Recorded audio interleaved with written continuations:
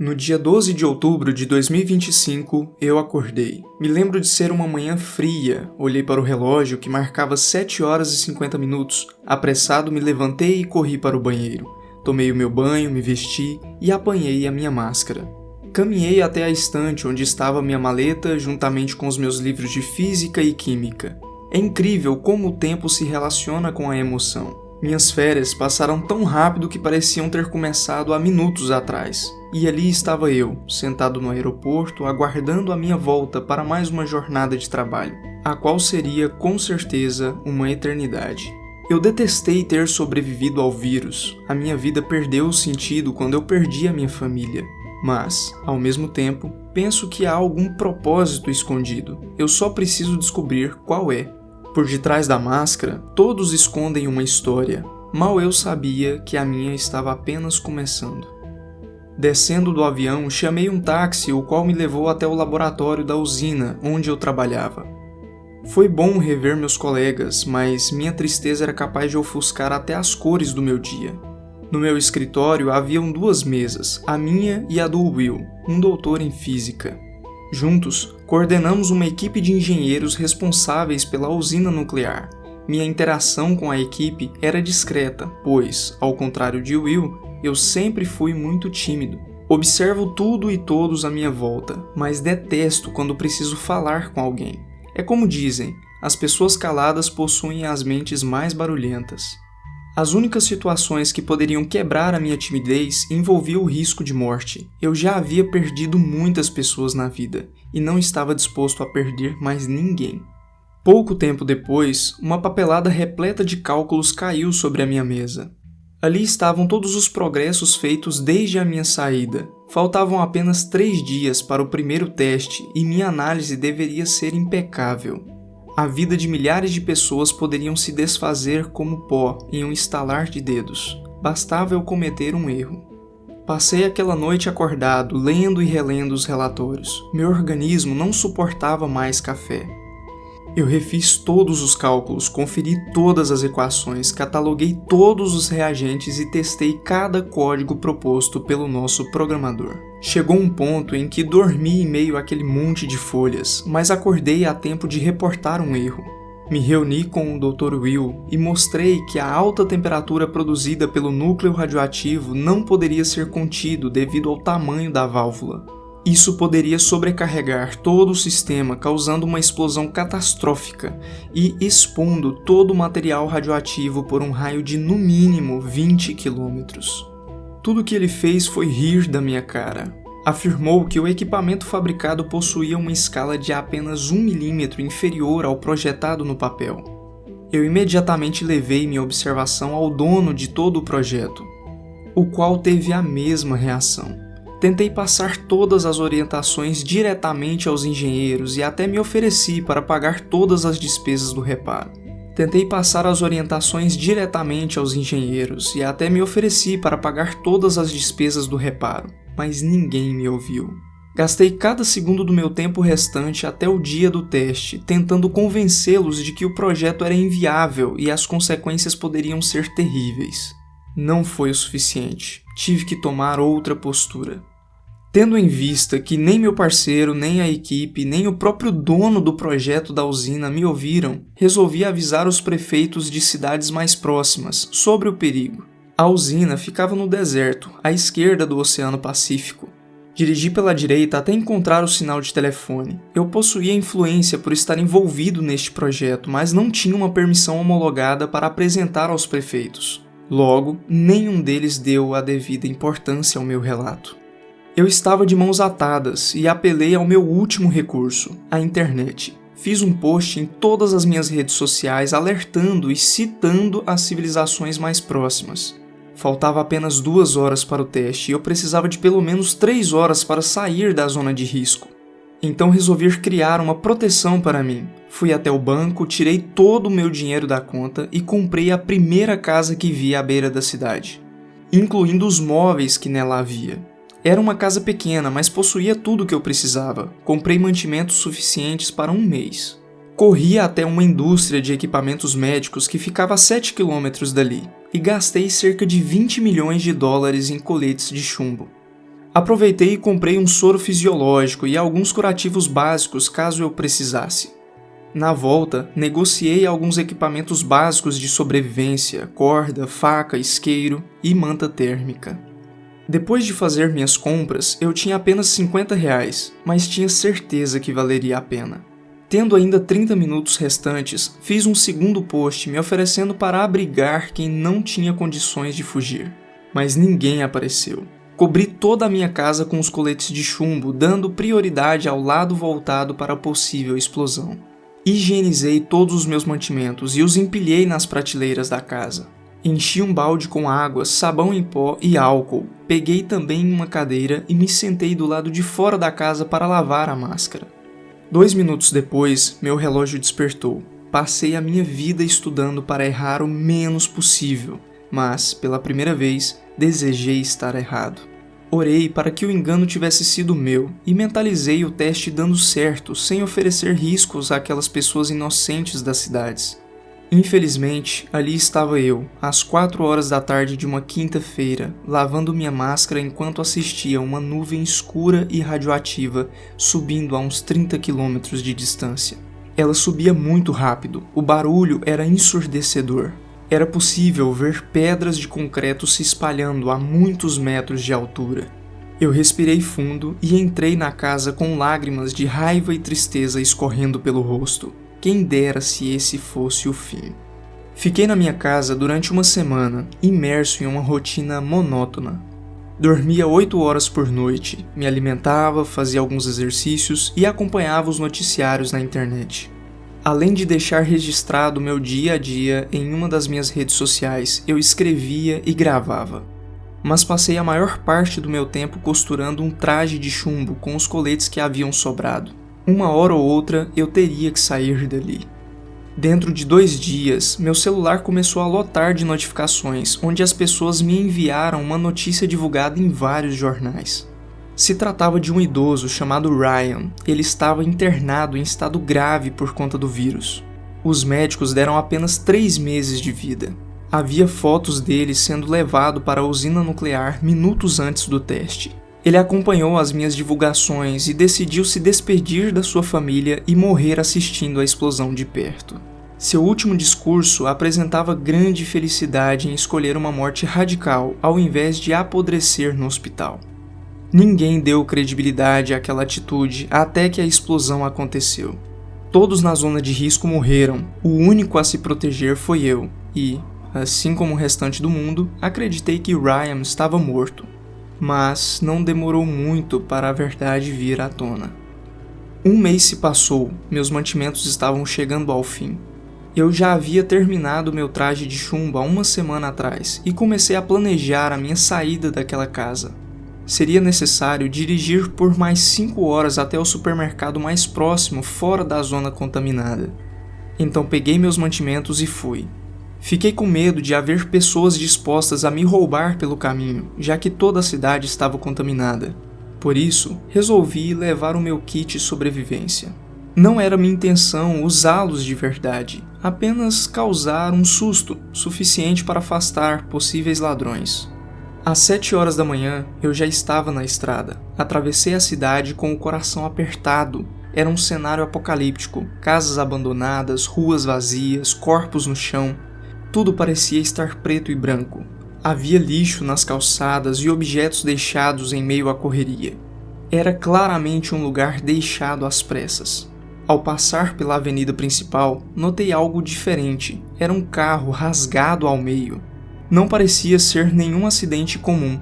Encontrei várias marcas pelo caminho, nas paredes dos comércios e em fachadas. Parecia que um animal com garras gigantes tivesse feito aquilo. Mas me convenci de que tudo era coisa da minha cabeça, afinal, eu já estava isolado há mais de 1 mês. O problema é que essa alucinação começou a demorar tempo demais. 6 horas de viagem, estômago doendo de fome, celular descarregado e combustível acabando.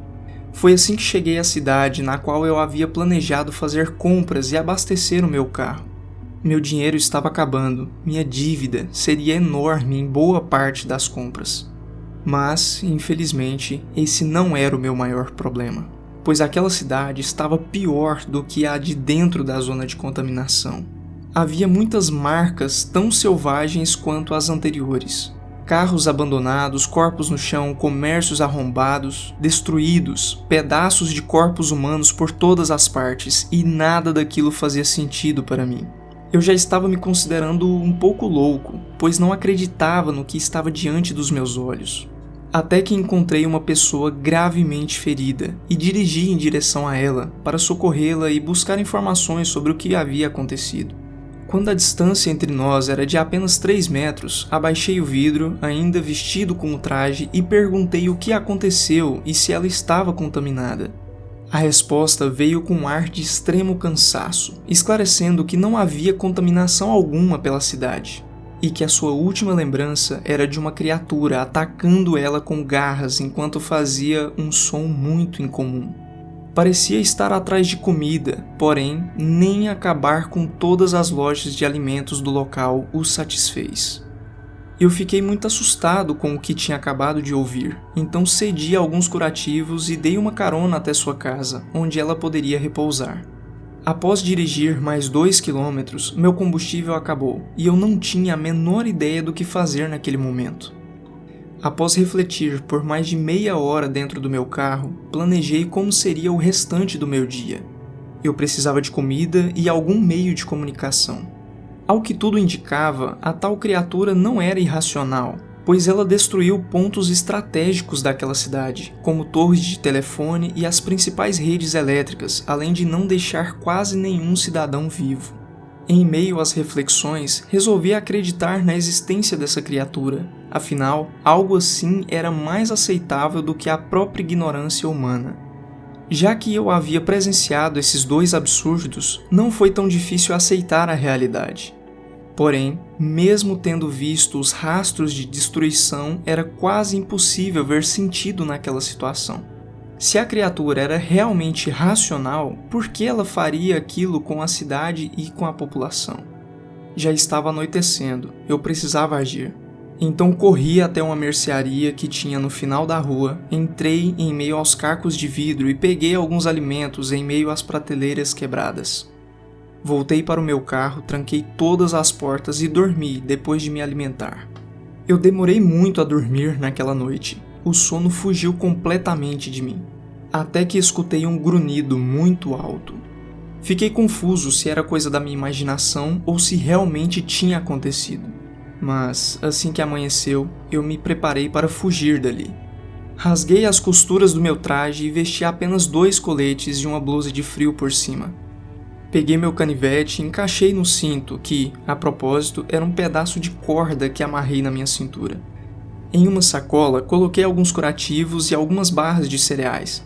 Apanhei o meu isqueiro e, por último, coloquei munição na minha pistola semiautomática, a qual eu sempre carregava no porta-luvas. Caminhei à beira da cidade à procura de qualquer coisa que me ajudasse, e acabei encontrando uma casa com gerador. O dono daquela casa devia ter saído correndo, já que seu computador estava ligado. Aproveitei para saber se havia alguma notícia sobre a criatura. E não tinha apenas notícias, mas fotos, memes, vídeos. Era o assunto mais comentado pelo mundo todo. Muitas fotos eram fakes. Eu estava acostumado a fazer esse tipo de análise. Aliás, seria impossível tirar a foto de perto tendo em vista o que essa criatura fez. Mas eu encontrei a gravação da usina no momento do acidente. O teste estava sendo transmitido ao vivo para o mundo todo, e bem lá no fundo era possível ver o Sr. Ryan assentado na sua cadeira de rodas com seu balão de oxigênio. Ele estava muito debilitado por conta do vírus, mas foi impactante ver ele ali, em plena consciência do que iria acontecer. O esquisito foi quando a explosão aconteceu. A gravação foi interrompida em poucos segundos, mas era possível perceber a poeira de isótopos radioativos sendo atraída pelo camarote, onde Ryan estava. No último milésimo da gravação, aparecia ele em pé e sem a máscara de oxigênio. Isso tudo em uma imagem muito borrada. Eu não consegui encontrar nenhuma explicação para aquilo. Assisti várias e várias vezes e nada fazia sentido. O que um senhor já de cabelos brancos e contaminado por um vírus que matou milhões estava fazendo no exato local para onde a radioativa poeira roxa se desviou? Eu passei meia hora em frente àquele computador, tentando achar alguma explicação. Após quase desistir, decidi buscar informações sobre os últimos testes de vacina para o Covid-19 e descobri notícias sobre a reação do vírus na presença do Césio-137 e Iodo-131, dois dos isótopos radioativos liberados na explosão da usina. O resultado era uma mutação assustadora. O vírus passava a dominar todo o sistema nervoso dos corpos infectados. Havia fotos de cobaias se comportando como seres selvagens, com mudanças físicas de cor, temperatura e estrutura óssea. Não tive outra conclusão, a não ser que Ryan reagiu como as cobaias e talvez pior. Acessei o fórum do centro de pesquisas e procurei saber com urgência como os cientistas matavam as cobaias mutantes. O site dizia que eles liberavam o cheiro de um produto chamado criolina, revertendo a mutação em menos de 5 segundos, mas quase nenhuma das cobaias resistia a isso. Eu estava muito assustado, era muita informação para ser processada. Então resolvi passar a noite naquela casa, já que havia mantimentos e água potável. Fiquei com medo de chamar atenção por conta da eletricidade, então desliguei o gerador e fiz uma pequena fogueira no quintal. Na parede da varanda havia um facão. Olhei para o meu canivete e resolvi trocar, já que ele não adiantaria muito caso eu encontrasse a criatura. Também abandonei a minha corda pelo mesmo motivo. Deixei a pistola ao meu lado e me deitei no chão. Pensando em tudo o que estava acontecendo, eu tinha que me proteger, mas não da radiação, e sim do vírus mutante. Se minha teoria estivesse certa, Ryan teria contaminado toda a cidade, já que ele esteve em todos os lugares. Pelo menos tinha uma máscara pendurada no varal, a qual seria útil para mim. Estava cansado, logo peguei no sono. Porém, no meio da madrugada, eu escutei um estrondo vindo do lado sul da cidade. Parecia que algo muito pesado havia caído. Em seguida, escutei um grunhido tão alto quanto o estrondo anterior. Resolvi ver o que estava acontecendo. Então peguei minha pistola, o facão e vesti a máscara que estava no varal. Saí dali correndo e ao mesmo tempo tentando fazer o mínimo de barulho possível. Fui em direção ao centro da cidade. Chegando na penúltima esquina, eu avistei a cena mais memorável da minha vida. Era com toda certeza a criatura que tanto perturbou meus pensamentos. Era um ser de mais ou menos uns 3 metros de altura. Sua pele era cheia de feridas e quando respirava era possível ver um gás roxo saindo de suas narinas. Mas, para minha tristeza, mais uma vez eu estava certo. Era o Sr. Ryan. Perdi todas as minhas dúvidas assim que vi os seus cabelos brancos. E ele estava lá, comendo cadáveres. Ele fez daquela cidade um banquete para si. Eu rapidamente me escondi, estava com muito medo de ser descoberto. Fechei os olhos por alguns segundos, desejando acordar daquele pesadelo. Em meio à escuridão, começou a passar um filme na minha cabeça. Minha infância feliz e tranquila. Meus estudos de engenharia, minhas viagens para os estágios no laboratório da usina, minha volta para o meu país para ver minha família. Lembrei da morte de cada um deles. E de repente comecei a imaginar como todos daquela cidade eram minha família. Cada vida inocente tirada. Abri meus olhos com a maior fúria que já senti na vida. Eu estava disposto a matar aquela criatura a qualquer custo. Não suportava mais ver aquele vírus matando inocentes e agora de forma mais violenta ainda. Me levantei, coloquei de volta a minha máscara, vesti o meu capuz e saí correndo em direção àquela criatura.